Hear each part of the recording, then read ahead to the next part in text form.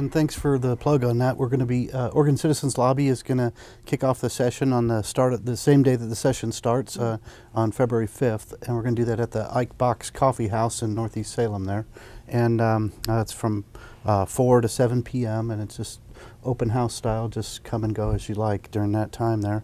And we're going to roll up our sleeves and actually get some work done there. So we're going to start doing analysis of the bills then live on February 5th at the Ike Box Coffee House. Okay. For people who don't know about the Oregon Citizen Lobbyists, can you explain what that is? Sure. So about, this was before I was in the legislature about 15 or 20 years ago. I decided to be a good citizen and look up my guy who's my state representative and see if they were any good or not. And it's pretty easy to find out who represents you. But once you start to look up how they voted on legislation, it's kind of difficult to put together a picture of are they voting the way I want or are they not. And so what Oregon Citizens Lobby does is they rank the bills in order of importance. So they give them a 0 through 10 score as far as how important the bill is. And then whether or not they think that the bill deserves a yes or a no vote based on 5 principles, which are they have on their website. It's things like free markets and fiscal responsibility and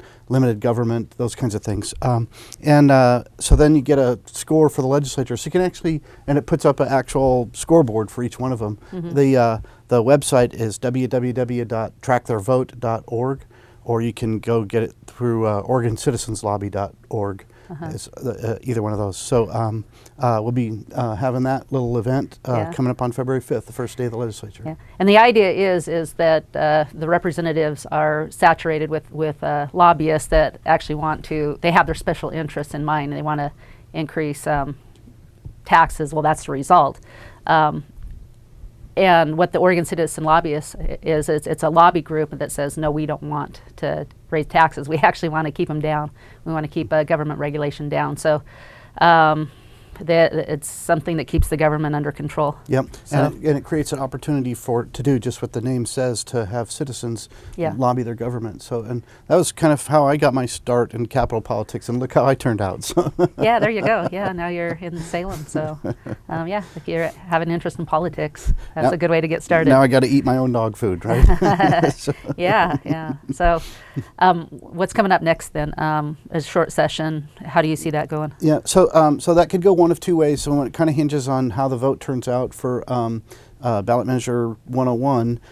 If we approve the tax, if that gets a yes vote and we approve the tax, then that means the legislature doesn't have to scramble around for money, and they're free to do other things. And other things on the list, and I'm in the wrong party, so I don't really get to super duper preview of the list, but it would be things they're talking about doing a cap and trade thing, which would raise the price of gasoline and other carbon fuels in Oregon. Wow.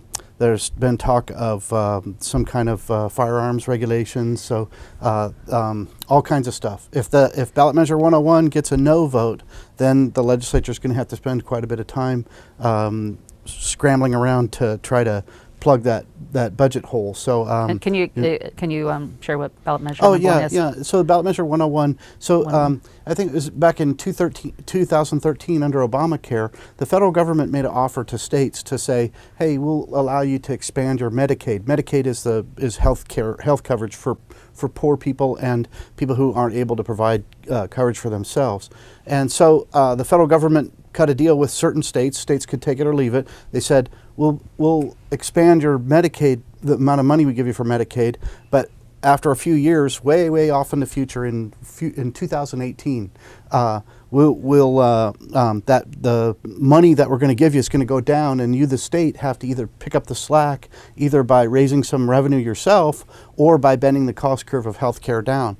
Well, the state of Oregon wasn't able to bend the cost curve down, and now we're way in that futuristic year of 2018 now, and we have to pick up the slack that the federal government has left us with on that. So, and that was part of the deal in the beginning. So So I'll be voting no on that for whatever it's worth. I think that No healthcare taxes. Right. No new healthcare taxes. Yeah. Yeah. It's not a very equitable tax. It's not applied equally to all Oregonians, and they've cut out. It seems like everybody who has a big high-paid lobbyist or is a big union organization or something, they don't have to pay the tax. They get exempt. Yeah, and then it's But then the small people do. Right, and it really hits the small people that don't have a lobbyist in Salem. It hits them the hardest. So I'll be voting no on that. And I think also, just as a matter of principle, I think we've had some pretty high visibility scandals with the Oregon Health Authority, which oversees the Medicaid program in Oregon, with them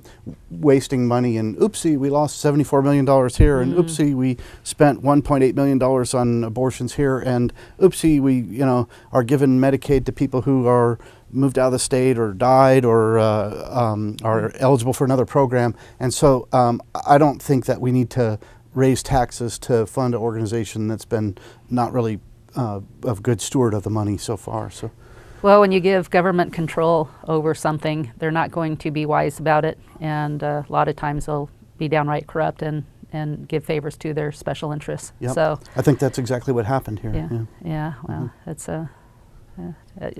what the conservatives warned about. Yep. Don't give government that much control. What percentage in Oregon in revenue? How much control does Oregon have when it comes to healthcare? So when it comes to healthcare, and when you talk about control like that, you could break that down into different ways. So let's look at it this way. I don't have the exact numbers on this, but there's different ways to get healthcare. So you could have a plan through where you work.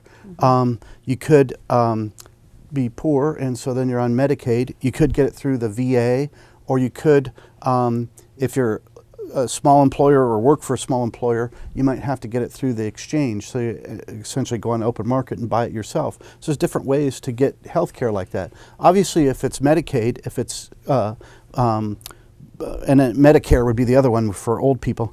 If it's Medicaid, obviously the government has a lot of control over that. That's welfare, so that's 100% government controlled. Government doesn't actually provide the services, but they determine the eligibility and provide the funding for it. So it's a single payer slice of that. So when you talk about control, then over the rest of the medical industry, they have quite a bit of regulatory control, and that iceberg's starting to break up at the federal level, which is kind of nice. One of the things that was part of the President Trump's tax plan was to rescind the obligation to buy health care, so that was a good thing. And